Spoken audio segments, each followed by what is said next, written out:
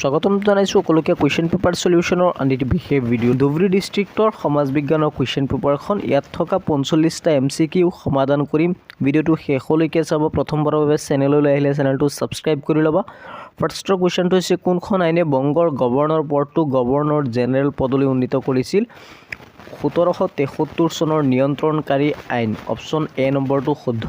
মৰমৰ ছাত্ৰ ছাত্ৰীসকল, এই কুৱেশ্যন পেপাৰৰ পৰা 30 পৰা 40 মাৰ্কছ কিন্তু মেট্ৰিক ফাইনেলত অহাৰ সম্ভাৱনা আছে। সেইকাৰণে ভিডিঅ'টো ভালকৈ মনোযোগেৰে চাই যোৱা শেষলৈ। নেক্সট, স্বদেশী আন্দোলনত গুৰুত্বপূৰ্ণ ভূমিকা পালন কৰা মহিলা দুগৰাকী হৈছে, এক নম্বৰ হৈছে সৰলা দেৱী চৌধুৰাণী আৰু এজন হৈছে ভগিনী নিবেদিতা।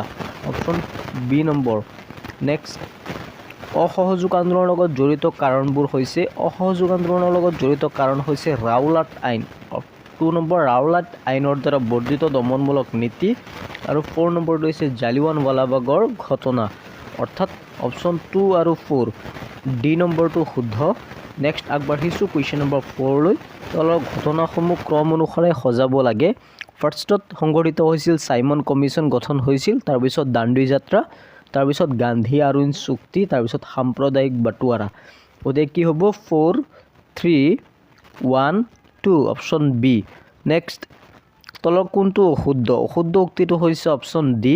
1869 চনত গান্ধীজীয়ে দক্ষিণ আফ্ৰিকাৰ পৰা উভতি আহিছিল। এইটো অশুদ্ধ। বাকী কেইটা শুদ্ধ। ফুলগুৰি কোন জিলাত অৱস্থিত? ফুলগুৰি নগাঁও জিলাত অৱস্থিত। নগাঁৱৰ ওচৰতেই ফুলগুৰি অৱস্থিত, নগাঁও জিলাত। ইয়াণ্ডাবু সন্ধি স্বাক্ষৰিত হৈছিল ব্ৰিটিছ ইষ্ট ইণ্ডিয়া কোম্পানী আৰু বাৰ্মাৰ মাজত। বাৰ্মা মানে মানসকলৰ মাজত। অপশ্যন ডি নম্বৰটো শুদ্ধ। 8 নম্বৰত চোৱা, এটা উক্তি আছে আৰু এটা কাৰণ আছে। ইংৰাজসকলৰ আগমনে অসমক এক নতুন ৰাজনৈতিক আৰু অৰ্থনৈতিক পৰিৱৰ্তনৰ সূচনা কৰিছিল। এইটো সত্য। ইংৰাজে প্ৰৱৰ্তন কৰা আধুনিক শিক্ষাই অসমত স্বদেশ প্ৰীতি আৰু জাতীয়তাবাদী ভাৱধাৰাৰ এক মধ্যবিত্ত শিক্ষিত শ্ৰেণীৰ জন্ম দিছিল। এইটো সত্য। গতিকে অপশ্যন চি নম্বৰটো শুদ্ধ হ'ব। এ আৰু আৰ উভয়ে শুদ্ধ আৰু আৰ এৰ সঠিক ব্যাখ্যা কৰিছে। আগবাঢ়িছোঁ কুৱেশ্যন নম্বৰ 9লৈ। 1903 চনত কোনে আছাম এছ'চিয়েশ্যন গঠন কৰিছিল? মণিক চন্দ্ৰ বৰুৱা। এইটো অপশ্যন ভুল দিয়া আছে, পদ্মনাথ গোহাঁই বৰুৱা নহয়, মণিক চন্দ্ৰ বৰুৱা শুদ্ধ হ'ব, মাণিক চন্দ্ৰ বৰুৱা। নেক্সট, গুৱাহাটী বিশ্ববিদ্যালয় স্থাপন কৰা হৈছিল। অপশ্যন চি 1948ত। তাৰপিছত প্ৰতিষ্ঠাৰ সময়ত কিছুমান সংগঠনৰ নাম দিয়া হৈছে, আমি ইয়াত মিলাব লাগে। যোৰহাট সাৰ্বজনিক সভা 1884 চনত গঠন হৈছিল। আহোম সভা 1893, আছাম এছ'চিয়েশ্যন 1903 চনত, অসম ছাত্ৰ সন্মিলন 1916 চনত। গতিকে এই ক্ৰমটোই হ'ব শুদ্ধ। 11 নম্বৰৰ যিবিলাক অপশ্যন আছে এবাৰ চাই লোৱা। অপশ্যনৰ ভিতৰত কি হ'ব? A4, B3, C1, A4, B3, C1 আৰু D2 অপশ্যন চি নম্বৰটো। চিত্ৰত দেখা নৃত্যবিধ চিনাক্ত কৰা। নৃত্যবিধ হৈছে মণিপুৰী নৃত্য। ছাত্ৰ ছাত্ৰীসকল, কেৱল এই চেনেলতে সম্পূৰ্ণ শুদ্ধ উত্তৰ তোমালোকে পাবা, সেইকাৰণে চেনেলটো ছাবস্ক্ৰাইব কৰি ৰাখিবা। ফাৰ্ষ্টটো হৈছে সৰাংগ। 13 নম্বৰটো হৈছে সৰাংগ চৰ্চা জড়িত। অপশ্যন বি চিত্ৰকলাৰ লগত। 14 তলত উল্লেখিত কোনখন গ্ৰন্থ 1000 খ্ৰীষ্টপূৰ্বৰ পৰা 600 খ্ৰীষ্টপূৰ্ব সময়ছোৱাৰ ভিতৰত লিখিত হৈছিল বুলি অনুমান কৰা হয়? সামবেদ। Option B. তলৰ বিকল্পবোৰ পঢ়ি শুদ্ধ উত্তৰ চিনাক্ত কৰিব লাগে। ভদ্ৰদেৱ কথাগীতা। অপশ্যন ডি নম্বৰটো শুদ্ধ। মানুহ 4 প্ৰকাৰৰ অৰ্থনৈতিক বৃত্তিৰ উদাহৰণ শুদ্ধ ক্ৰমটো হৈছে, শুদ্ধ ক্ৰমটো হ'বগৈ মাছ ধৰা, শিল্প উৎপাদন, পৰিবহণ আৰু বেংক। অপশ্যন চি নম্বৰটো শুদ্ধ। ষ্টুডেণ্টজনে ভুলকৈ বি বুলি দিছিল, একচুৱেলি চি নম্বৰটো শুদ্ধ। সম্পদৰ শ্ৰেণী বিভাজন অনুসৰি খালী বাকচ শুদ্ধ কৰিব লাগে। প্ৰাকৃতিক সম্পদ, মানৱ সৃষ্ট সম্পদ, মানৱ সম্পদ। অপশ্যন বি নম্বৰটো শুদ্ধ হ'ব। তলৰ কোনটো বিলুপ্তপ্ৰায় প্ৰাণী? বিলুপ্তপ্ৰায় প্ৰাণী হৈছে নল গাহৰি। বহনক্ষম উন্নয়ন হৈছে বিবেচনাপূৰ্ণ উন্নয়ন। বিশ্ব পৰিৱেশ দিৱস পালন কৰা হয় 5 জুন তাৰিখে। Option C number. 21ত মিলাব লাগে। ব্ৰাজিল হৈছে দক্ষিণ আমেৰিকাৰ এখন ৰাষ্ট্ৰ, ব্ৰাজিল। তাৰপিছত জাপান হৈছে এছিয়া। Japan Asia. আমেৰিকা যুক্তৰাষ্ট্ৰ, উত্তৰ আমেৰিকা, নিউজিলেণ্ড। ওচেনিয়া। তাৰপিছত কুৱেশ্যন নম্বৰ 22, এণ্টাৰ্কটিকা মহাদেশৰ চাৰিওফালে আগুৰি থকা মহাসাগৰখনৰ নাম কি? দক্ষিণ মহাসাগৰ। অপশ্যন ডি নম্বৰটো শুদ্ধ।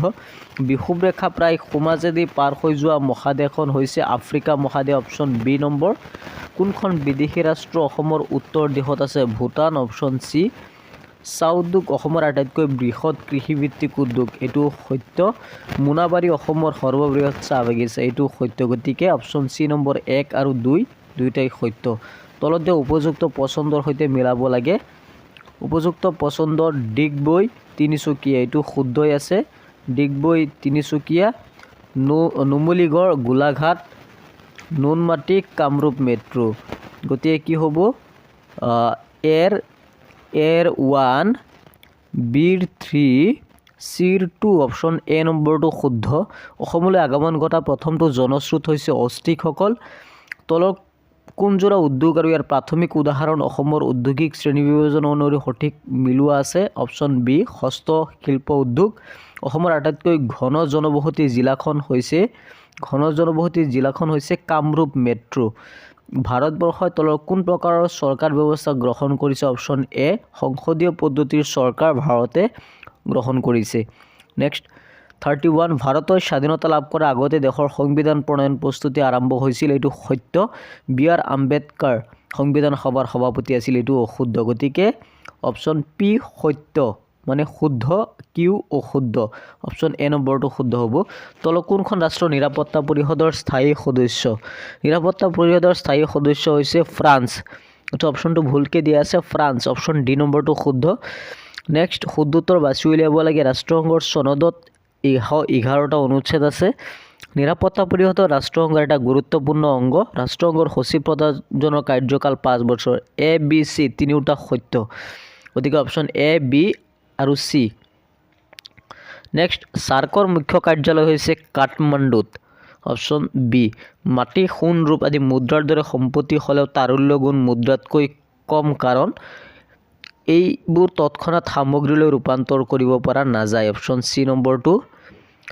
তাৰপিছত স্থাপনৰ চন অনুসৰি শুদ্ধ ক্ৰমত লিখিব লাগে। শুদ্ধ ক্ৰমত লিখিলে হ'বগৈ ফাৰ্ষ্টত হৈছেগৈ bank of Hindustan, Guwahati bank, ভাৰতীয় reserve bank, NABARD. Bank of Hindustan 1770, Guwahati bank 1926, ভাৰতীয় ৰিজাৰ্ভ বেংক 1935, নাবাৰ্ড 1982। গতিকে অপশ্যন চি নম্বৰটো শুদ্ধ হ'ব। নেক্সট 37, কেন্দ্ৰীয় বেংকে ঋণ মুদ্ৰাৰ সৃষ্টি কৰে। এইটো অসত্য। অৰ্থনৈতিক অপৰাধে কলা মুদ্ৰাৰ সৃষ্টি কৰে। এইটো সত্য। গতিকে 37ৰ কি হ'ব? 37ৰ হ'ব এ অশুদ্ধ, বি শুদ্ধ।